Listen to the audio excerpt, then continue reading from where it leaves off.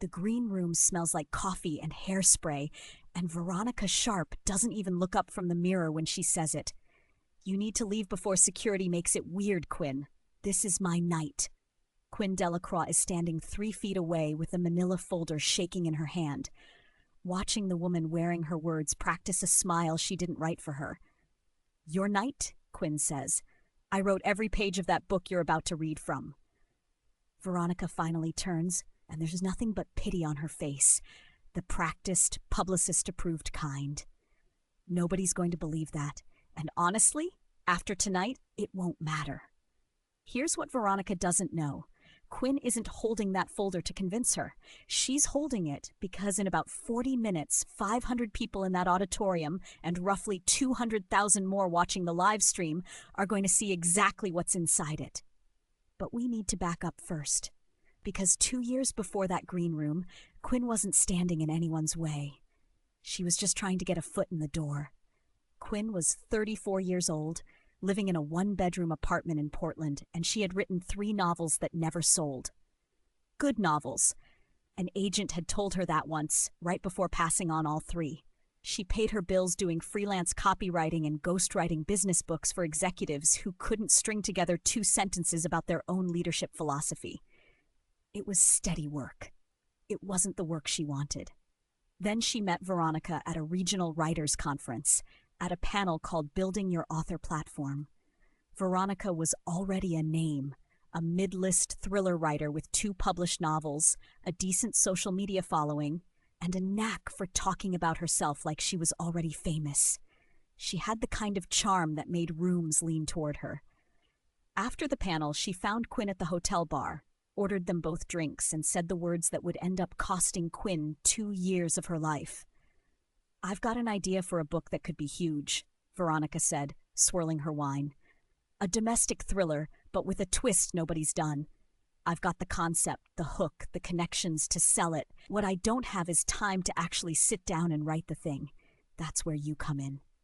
Quinn should have asked more questions right there. She didn't, because she was flattered and because Veronica made the offer sound like a favor. "I'll bring it to my agent as a co-write," Veronica told her. 50-50 credit, 50-50 everything, advance, royalties, the tour, all of it. You write, I sell. That's the deal. They didn't sign anything that night. They didn't sign anything for months, actually. Veronica kept saying the paperwork was in progress, that her agent was drafting the collaboration agreement, that it would all be formalized once we had pages to show. Quinn, eager and underemployed, started writing anyway. That was mistake number 1. For the next 14 months, Quinn wrote. She built the outline from a 3-paragraph pitch, developed every character, wrote every scene, revised every draft based on notes that got vaguer and lazier as the months went on.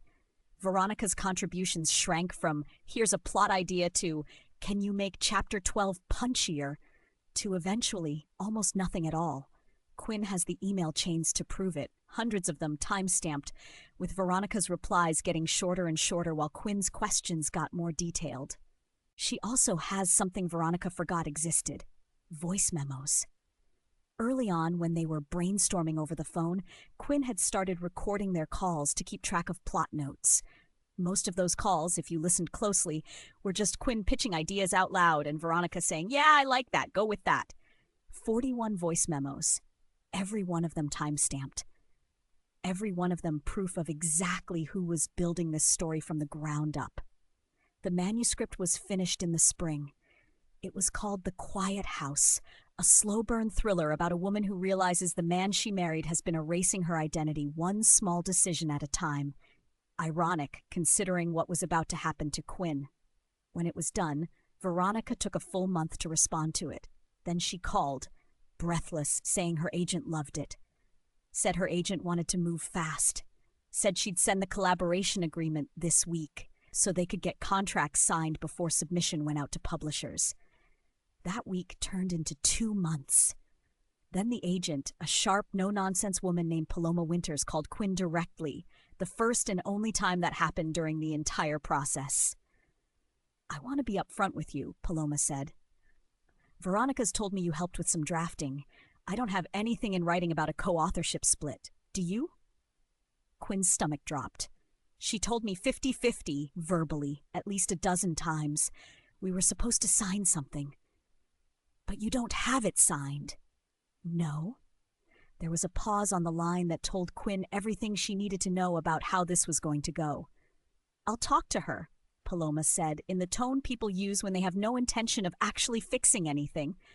Quinn should have hired a lawyer that day. She didn't, not yet, because she still believed, stupidly, that Veronica was going to do the right thing. That's mistake number 2. 3 weeks later, the Quiet House sold at auction. Not a modest deal either. A 6-figure 2-book deal with one of the biggest publishers in the country, the kind of deal debut authors dream about and mid-list authors like Veronica had been chasing for a decade. The announcement went out in a trade publication with a single author name attached to it. Veronica. No mention of Quinn. Not in the announcement, not in the acknowledgments draft Veronica eventually sent for approval, which, when Quinn actually read it, thanked my incredible research assistant, Quinn, for her invaluable help getting this book into shape. Research assistant. That was the phrase Veronica chose for the woman who had written every single word of a novel now being sold as pure Veronica Sharp genius. Quinn called her immediately, phone shaking in her hand. Research assistant? Veronica, we had a deal, 50-50. You said it yourself, over and over. Veronica's voice when she answered was smooth in a way that told Quinn this response had been rehearsed. Nothing was ever signed, Quinn. I know it feels unfair, but legally, this is my book. I came up with the concept. You helped me execute it, and I'm grateful, I really am. But writing partner isn't a legal term. It's not how contracts work. You know that's not what happened. You know I wrote every page. I know you typed a lot of pages based on my ideas, she said. That's what a research assistant does. Quinn hung up before she said something she'd regret, sat on her kitchen floor, and cried for an hour. Then she did the only thing that made sense. She opened her laptop and started organizing everything, every email, every draft, with metadata intact, showing creation dates going back over a year before Veronica's name ever touched a Word document, every voice memo. She didn't know yet what she'd do with it. She just knew she wasn't going to let it disappear. She reached out to a literary attorney a friend recommended, a calm, precise man named Griffin Marsh, who specialized in publishing disputes. He looked over what she had, the email trail, the drafts, the memos, and didn't sugarcoat anything. This is strong evidence, he told her over a video call, but strong evidence doesn't mean fast or easy. If you sue for co-authorship credit, you're looking at a legal process that could take years, and the book will already be out, already selling, already shaping public opinion before a judge ever sees a filing. Publishing companies settle these things quietly when they can. They don't like public embarrassment, but they also don't like admitting fault fast. So what do I do? Depends on what you want. Money? Credit? Both? Because those come with different strategies. Quinn thought about it for a long time before answering. I want people to know the truth. I want it to be impossible for them to pretend it isn't true. Griffin nodded slowly. Then we build the case quietly, and we think very carefully about timing. That conversation planted the seed for everything that came after. But Quinn wasn't ready to move yet, because things were about to get much worse before they got better. The Quiet House released in early spring to a wave of attention nobody had predicted, not even the publisher. It hit multiple bestseller lists in its first week. Reviewers called it a masterclass in slow burn tension, praised a razor-sharp understanding of psychological manipulation, and one particularly painful headline read, "Veronica Sharp finally has her breakout." Every word of praise was aimed at a woman who hadn't written a single sentence of the manuscript being praised. Quinn watched from the sidelines, applying to freelance gigs, trying to pitch her own original work to agents, trying to move forward. That's when the second betrayal started, the quieter, crueler one. She'd query an agent, get a promising response, a request for pages, and then silence. No explanation, no rejection, just nothing. It happened 4 times in 6 weeks, which was unusual enough that Quinn started asking around. A writer friend, Desiree, who ran in overlapping circles, finally told her the truth over coffee. "You need to hear this from someone," Desiree said, stirring her drink like she didn't want to look up. "Veronica's been talking, At conferences in agent circles, she's telling people you were hard to work with on the quiet house, that you missed deadlines constantly, that you got weirdly possessive over her story, that you tried to shake her down for money after the deal closed. Quinn felt the floor tilt. That's not just false. That's the exact opposite of what happened. I know, but it's spreading. She's well-liked, Quinn. She's got a big platform now. People believe the best-selling author over the person nobody's heard of. That was the moment the anger crystallized into something focused. Veronica hadn't just stolen a book. She was actively salting the earth so Quinn could never grow anything of her own in this industry again. Preemptively poisoning any future claim she might make by making sure everyone already thought of her as unstable and difficult before she ever said a word. Quinn lost a book deal she'd been quietly circling for months after that. An editor she'd had 2 promising calls with went cold overnight, then sent a vague, apologetic email about concerns raised about workflow reliability. Concerns raised by Veronica, obviously, though nobody would say her name directly. Another agent Quinn had queried personally reached out to say she'd heard some things and wanted to pass just to be safe. Quinn's world was shrinking fast, and Veronica's was expanding just as fast. A second printing announced, a film option sold, a tour scheduled across 12 cities to promote the paperback release alongside a hyped sequel already coming next year. Quinn watched her post from beautiful hotel rooms, thanking fans for believing in this story from day one, and had to close her laptop before she threw it across the room. She called Griffin again, this time with real urgency. She's not just stealing credit anymore. She's destroying my career so I can't fight back. I need to do something. Then let's finish building the file, he said. And let's talk about where and when this comes out, because if we time it right, this doesn't just get you credit, it becomes impossible to ignore. Over the following weeks, Quinn and Griffin built something airtight. They pulled metadata from every draft file showing creation and modification dates stretching back over a year before the book sold, dates that predated any file Veronica could produce. They compiled the email chain in chronological order, highlighting every instance where she asked for a plot fix, a character adjustment, a chapter rewrite, each one dated and undeniable. They transcribed the voice memos, all 41 of them, time-stamped, and clearly showing Quinn generating plot points in real time while the other voice offered little more than agreement. They also found something even more damning buried in an old email thread, an early message from Veronica herself sent before the book sold that read, "This is going to be huge for both of us. 50-50 like we said, obviously. I just need it under one name to pitch it clean. We'll sort the paperwork after." That single line, 50-50 like we said, obviously, was the closest thing to a written confession they had. Veronica had typed her own guilt and hit send. Griffin built a simple, clean web page ready to go live in an instant. Timestamped documents, transcribed audio, a plain, factual timeline with no dramatics, no accusations flying, just receipts laid out in order, letting the dates speak. "We don't need to call her a liar," he said. "We just show people the truth and let them do the math themselves." The only question left was timing. Griffin wanted to file quietly and let lawyers handle it behind closed doors. Quinn wanted something louder. "She humiliated me in front of everyone who could have hired me," Quinn said. "She's about to do a 12-city tour bragging about a book she didn't write at the exact same time she's telling people I'm unreliable so nobody questions her. I don't want a quiet settlement people never hear about. I want the same rooms that heard her lies to hear the truth." Griffin considered that for a long moment. "Then we wait for the biggest stop on the tour. Maximum visibility. We go live the moment she's on that stage, so there's no time for her team to spin it before people see the evidence for themselves." That's what brought Quinn to that green room. Not to plead with Veronica, not really. Quinn had already told Griffin she planned to walk backstage first, to say something to her face before the world saw the evidence, because some part of her needed to look this woman in the eye one more time. She wasn't there to convince her of anything. She just needed to see, up close, whether Veronica felt anything at all.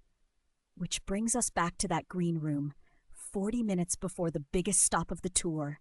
A sold-out auditorium downtown, cameras set up for a live stream that would later be picked up by 3 different entertainment outlets, all because this particular event happened to be the flagship stop, the one press had shown up for. "You need to leave before security makes it weird, Quinn," Veronica says again, checking her lipstick in the mirror. "This is my night." "You keep saying that like I'm asking for a favor," Quinn says. "I'm not. I just wanted you to know something before you go out there." Veronica finally turns fully around, arms crossed, that same practiced pity on her face. "And what's that?" "You should probably check your phone," Quinn says. "In about 10 minutes. Veronica laughs, an actual laugh, short and dismissive. "Is that a threat?" "Quinn, sweetie, nobody's going to believe some jilted ghostwriter with a grudge over a made-up contract. I've told people about you. They already know what you are." "I know what you told them," Quinn says. "I know exactly what you told them, actually, because I've got messages from 3 different people confirming it. But it doesn't matter what you told them anymore. It matters what I can show them." For the first time, something flickers behind Veronica's eyes. Not quite fear yet, more like irritation at being interrupted on a night that's supposed to be flawless. "Show them what?" "You'll see," Quinn says and walks out before she can answer. She doesn't go far, just to a seat near the back of the auditorium where Griffin is already waiting with his laptop open, cursor hovering over a single button. At exactly 7:40, the lights dim, the crowd applauds, and Veronica walks out onto that stage in a tailored blazer, waving at fans holding dog-eared copies of a book she didn't write, ready to talk for the 100th time about her creative process and the moment inspiration struck. At 7:42, 2 minutes into her opening remarks, Griffin hits the button. The website goes live. Within moments, it's spreading, first through a handful of publishing industry accounts who happen to be following the tour online, then through book bloggers, then through the wider internet, the way anything true and shocking spreads when it has receipts attached. The headline on the page is simple: "Who actually wrote The Quiet House?" Beneath it, dated drafts, screenshotted emails, audio clips people can click and listen to immediately, Veronica's own voice on tape agreeing to a 50-50 split, offering vague notes while another voice does all the actual creative work. It takes about 11 minutes for someone in the audience to notice their phone lighting up with messages, then start whispering to the person next to them. It takes maybe 15 for someone to actually raise a hand during the Q&A portion and say, loud enough for the live stream mic to catch it clearly, "Is it true you didn't write this book?" The auditorium goes dead silent. Veronica's practiced smile stays frozen on her face a second too long. That specific, unmistakable second where a performer's brain hasn't caught up with what just happened. "I'm sorry, what?" "There's a website going around right now," the audience member says, phone held like evidence. "Emails, voice memos, someone named Quinn saying she wrote this whole book and you just put your name on it." Whispers ripple through the crowd. More phones light up. Somewhere near the front, a young woman actually stands up and starts filming Veronica's face directly, which is not doing her any favors, because right now that face is cycling through panic, calculation, and something close to fury, all in real time, in front of hundreds of people and a live stream that's currently climbing past 30,000 concurrent viewers and rising fast. "I don't know what you're talking about," Veronica says, but her voice has lost its polish. There have been people trying to attach themselves to my success for years. There's an audio clip someone else calls out from a different section. "It's you. It's your voice." The event moderator, visibly unsure what to do, leans toward the mic. "Maybe we should pause for a moment." Veronica doesn't wait for permission. She grabs the water bottle off her stool, says something about needing a minute, and walks off stage into the wings, phone already in her hand, thumb flying across the screen, presumably calling anyone who might be able to make this stop. Nobody can. By the time she gets backstage, her publicist is already there, face pale, holding up a phone with the trending numbers climbing. "It's everywhere," the publicist says. "It's on 3 different industry accounts already. Someone from a major outlet just emailed asking for comment." "Make it go away," Veronica says. I can't make evidence go away, the publicist says. Within 2 hours, the publisher's legal team is drafting an internal review, and within 24 hours, they've issued a public statement acknowledging serious concerns about the authorship claims surrounding the quiet house and confirming they're conducting an immediate investigation. Within a week, buried under a mountain of drafts, emails, and audio evidence that Griffin has made sure stays available and impossible to dismiss as fabricated, the publisher does something almost unheard of. They void the original contract, publicly credit Quinn as primary author, and open settlement negotiations directly with him. The negotiations aren't instant, and they aren't simple. Publishers don't like admitting fault, and their first offer is insultingly low, an attempt to make the problem go away quietly with a fraction of what's fair. Griffin counters with the full financial picture: advance, royalties on every copy sold under false authorship, damages for the lost deals. Quinn can directly trace back to the Whisper campaign, including the editor who'd gone cold and the agent who'd heard some things. It takes another 2 months of back and forth, but eventually the publisher settles for a figure well into 6 figures, plus a public correction crediting Quinn as sole author of the novel going forward, with all future printings updated accordingly. Veronica's side of the story falls apart just as thoroughly as the evidence spreads. Her agent, Paloma, drops her within days, releasing a short statement about irreconcilable concerns regarding representations made throughout this partnership. Corporate language for "I'm not going near this." The film option quietly dies. The sequel deal, the one Veronica had been so publicly thrilled about, gets shelved indefinitely, then finally canceled outright once the publisher realizes there's no version of a follow-up book that doesn't come with a built-in punchline. Bookstores that had built entire tour stop displays around her quietly pull them down. Reviewers who'd praised her razor-sharp understanding of psychological manipulation go back and edit their pieces or delete them entirely, clearly hoping nobody remembers they wrote them.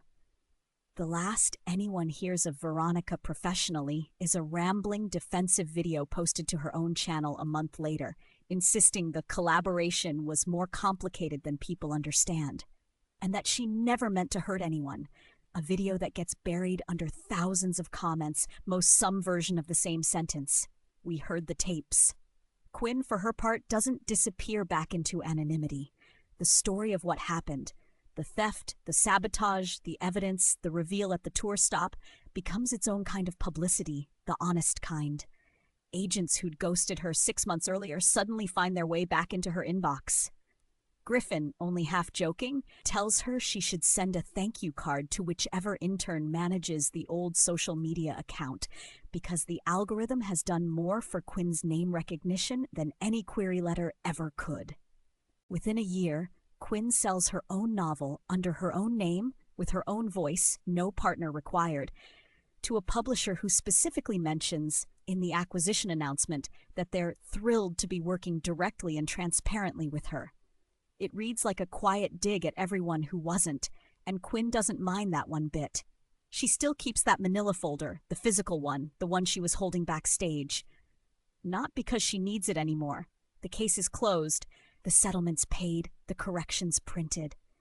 She keeps it because it's a reminder that being underestimated for 2 years wasn't the end of her story. It was just the first draft. So, if someone spent 2 years building your success and then tried to erase you from it, would you have confronted them quietly or waited for the biggest stage possible the way Quinn did? Let me know what you'd have done in the comments, and if you want more stories like this one, hit subscribe. There's always another reckoning waiting to be told.